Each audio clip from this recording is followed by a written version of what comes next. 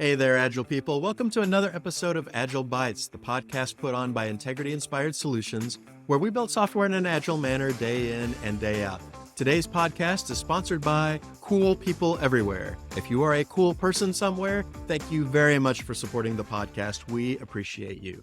Today's topic comes from a good friend and colleague who contacted me personally to talk about this. And as we got to talking, we thought this might make for a good podcast episode. And let me tell you the story that brought it to bear and see if you can spot why this might be an interesting topic. So in his organization, they were planning out the next 8 sprints worth of work. And he asked if this was a very good idea. Is it good to plan out this far ahead, 8 sprints worth of work? So today's topic on the podcast is, in an Agile project, how far out do we want to plan ahead? Is it possible to plan out too far ahead? Spoiler alert, yes.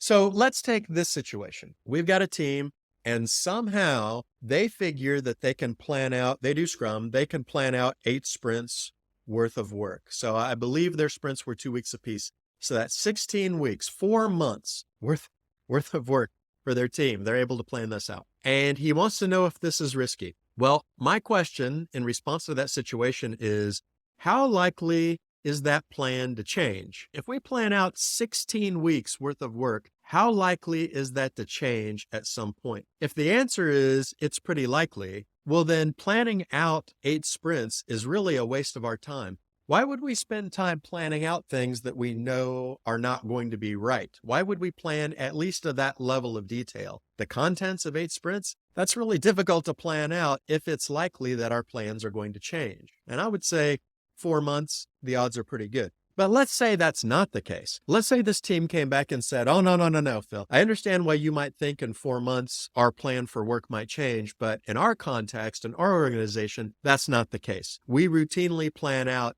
whole quarters of development or trimesters, I guess, of development. And that's just pretty much the plan we stick to. It very rarely changes, if at all. I guess my question is, at that point then is, A, why are you using sprints at all?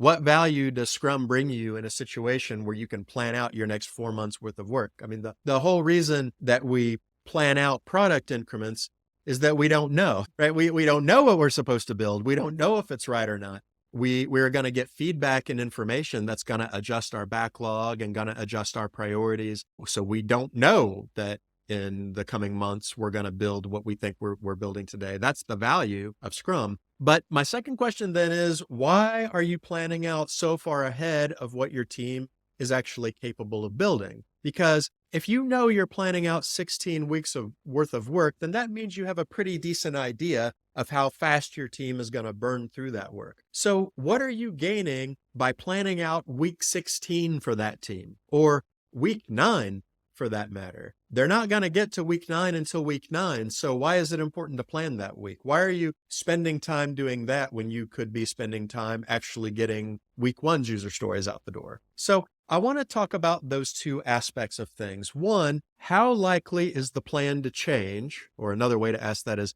how likely is your plan to end up being wrong? And the second question is, how quickly will those plans get executed? What is your team's actual completion rate? What's their burn rate? Because these 2 questions are going to help us solve the problem of how far out it's wise to plan. Let's talk about that first question. How likely is the plan to change? If there's a high degree of uncertainty about what you're building or about the schedule or about the things that could happen during production, you run a very, very high risk of wasting time because you're planning things that are very, very likely to change. And there's not really a point in creating detailed plans that are likely to change.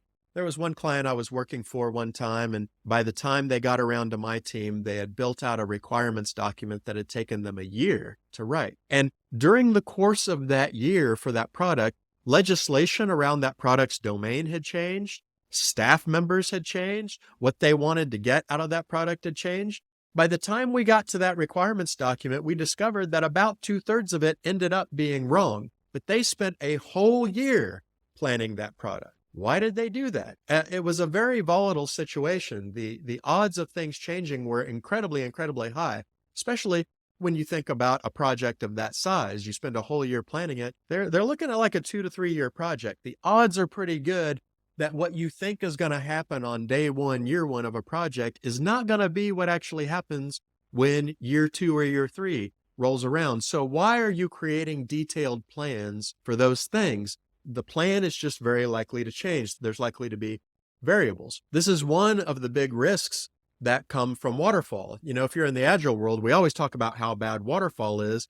And this was one of the problems of waterfall, is that we would create a very detailed project plan. We'd get out the Gantt charts with the milestones and all the risks identified. And this is the date we're going to hit this milestone. And this is the date we're going to hit that milestone. And this is the date that, Bob is going to get married. And this is the date that Kathy's going to get sick. And you plan all these things out on a meticulous project plan, and you're covering like 2 years. Well, there's so much uncertainty in those 2 years. Why did you spend all that time coming up with a highly detailed plan that is likely going to be wrong? What would make a lot more sense is to create kind of a loose, high-level plan that can easily be pivoted, because the amount of uncertainty is really high. And a lot of that uncertainty just comes sheerly from the length of time that you're covering. So I would tell a team, if you're planning 8 sprints out in advance, to think, isn't it pretty likely that something is going to change between sprint 1 and sprint 8, or sprint 1 and sprint 4, or 2? I mean, isn't it likely that you're going to learn something, that something's going to come up, that a circumstance you didn't foresee arises, that you'll get some feedback that might change your priorities, or a feature that you thought you would be done with in sprint 1, you get really good feedback from your users and you decide to stick with it and keep improving on it instead of leaving it behind to go do other things? Is that likely at all? And if so, then 8 sprints sounds like a long time to me. That sounds like you are hoping a lot of uncertainty doesn't happen for a very long period of time. So that's the first thing I want to ask myself, is how likely is this plan to change? How likely is it to be wrong? How much time and money do we want to spend being wrong? I mean, these are all wrapped up in that same question. Then let's look at the second question, the second aspect. How quickly does my team complete work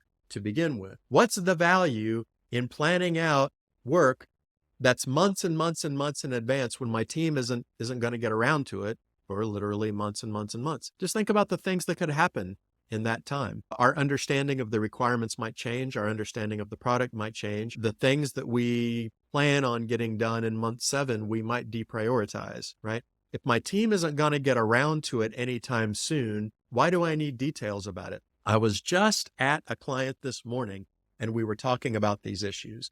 We're talking about user stories and how much detail to put, how much acceptance criteria should we flesh out, how many tasks should we break that down, and when should we do it? A lot of the answers to those questions tie into, when are you likely to get around to this? Because if you're likely to get around to it in the very near future, then yeah, it makes sense. It makes sense to get your detailed requirements, your ducks in a row, know what you're going to build, because you're about to start. The odds of something big happening between now and tomorrow are much lower than something happening between now and 6 months from now, right? So you sort of have that sweet spot where your team completes things at a certain rate. You're maybe a little bit ahead of them into the future, but not so far out that now you're planning things that they're not going to get around to forever and ever, right? And that controls the level of detail that your plan has. The thing you have to keep in mind is, especially in an agile world, your options have value. It is valuable to leave your options open. And when you come up with a detailed plan for the future, you begin to close those options off. You trade those options away for a hard choice, for a hard decision that you're making in advance. And what we want to do in an agile environment is we're learning, we're pivoting, we're adapting. We want to keep options open as long as possible. We don't want to close them off as early as possible, which is the exact opposite of a more waterfall approach to our projects, right? Where we want to close those options off. In an agile world, there's value in keeping them open. So a lot of times we talk about making our decisions at the last responsible moment. In other words, we want to defer these hard, detailed plans until now we're just being irresponsible, right? But we want to push them off. We want to leave the future to be open and adaptable for as long as we can until we can no longer responsibly do so. So how fast does your team actually move? When are they likely to get around to it? Do you need to put detailed requirements in backlog item 867? I could probably promise you that you are never, ever, ever going to work on backlog item 867. So why would you spend a requirements meeting talking about it, right? So that factors into the plan as well. So those two things, ask yourself, how likely is the plan to change? Because that'll control how much time and detail we put into it. And Is our team actually likely to get around to this anytime soon? That will change the level of time and detail that you put into your plans as well. Now, sometimes I bring this up and people kind of get on their high horse and they're like, oh, well, you have to plan, right? Projects are complicated. And if you don't plan, you're going to run into stuff that you didn't think of, and you're going to have to rewrite a bunch of code, and you're going to code yourself into a technical corner, and you're going to spend a ton of money backing out. Look, I'm not saying not to plan. Being agile does not mean having no plan. What it means is doing the level of planning when we get the most value out of that level of planning. It doesn't mean get as much details out of the way up front as you possibly can. And this is why user stories are so great and so common in agile methodologies, because you have the user story, which is a pretty high level encapsulation of a business capability with very little detail in it. You have acceptance criteria, where now we're getting into the business rules and things that have to be true to actually deliver this user story. And then you have the actual tasks or subtasks, which are all the individual things that you need to do, database tables, API endpoints, and whatnot, to deliver that user story.